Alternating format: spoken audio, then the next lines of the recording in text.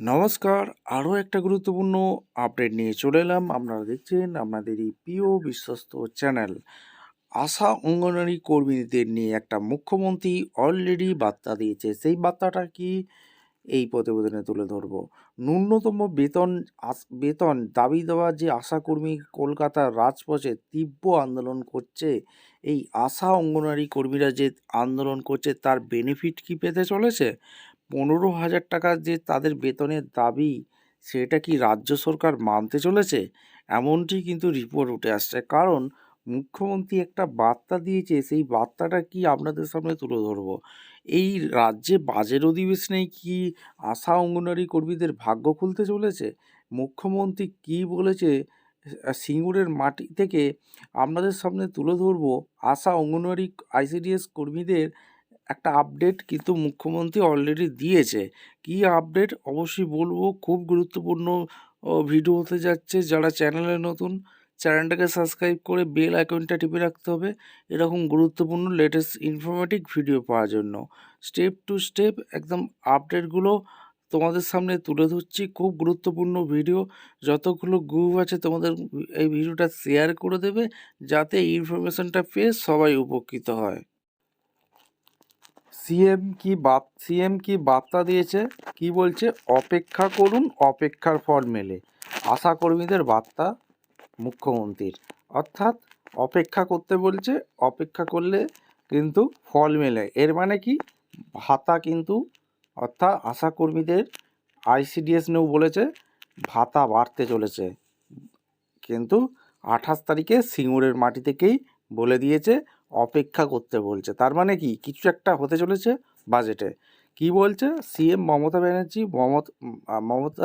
ব্যানার্জি যখন সিঙ্গুরে সভা করছেন, তখন ফের রাজ্যের নানা প্রান্তে আন্দোলনে কিন্তু হয়েছিল। গোটা রাজপথ কিন্তু আশাকর্মীরা নিয়ে একটা তীব্র আন্দোলন হয়েছিল। ঠিক আছে, এই আশাকর্মীদের এবার কি দাবি দেওয়া মানতে চলেছে রাজ্য সরকার? 2026 বাজেটে কি আশাকর্মীদের ভাতা বাড়তে চলেছে? কি আপডেট উঠে আসছে আপনাদের সামনে।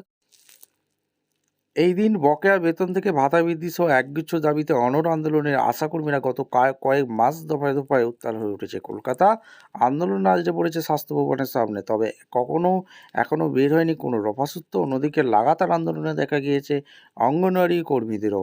এই দিন সিঙ্গুরের সভা থেকে তাদের কথা শোনা গেল মুখ্যমন্ত্রীর মুখে। তার সব কথা অপেক্ষা করুন, অপেক্ষার ফল মেলে। এই দিন সিঙ্গুরে যেদিনকে সভা করছেন, তখন ফের রাজ্যের নানা প্রান্তে আন্দোলন নেমেছিল। আশাকর্মীরা খানাকুলের পথ অবরোধ আশাকর্মীদের হয়েছিল। খাপত অবরোধ তুলতে খানাকুল থানার পুলিশ চেষ্টা করলেও আশাকর্মীদের রাস্তা থেকে তুলতে পারেনি। দীর্ঘক্ষণ চলে পথ অবরোধ আন্দোলনের। আজ পুরুলিয়াতেও কর্মবিরতির মধ্যেই পুরুলিয়া শহরের মূল কেন্দ্র ট্যাক্সি স্ট্যান্ডে জেলার 20টি ব্লক থেকে বিক্ষোভ মিছিলে যোগদানে কয়েকশো আশাকর্মী।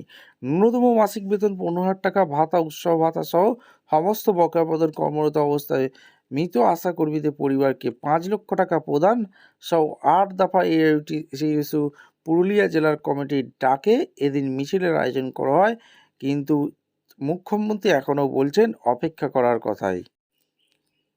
এদিন সিঙ্গুরের সভা থেকে মুখ্যমন্ত্রী বলেন, আশা আইডিএসের জন্য কয়েক মাস আগেই 10,000 টাকা করে দেওয়া হয়েছে। স্মার্টফোন কেনার জন্য তাদের ব্যাঙ্ক অ্যাকাউন্টে এই টাকা দেওয়া হয়েছে। তারা অনেক কাজ করেন, তাদের আমি আমার ধন্যবাদ অভিনন্দন জানাই। তাদের বলবো অপেক্ষা করুন, অপেক্ষার ফল মেলে। এর মানে কি?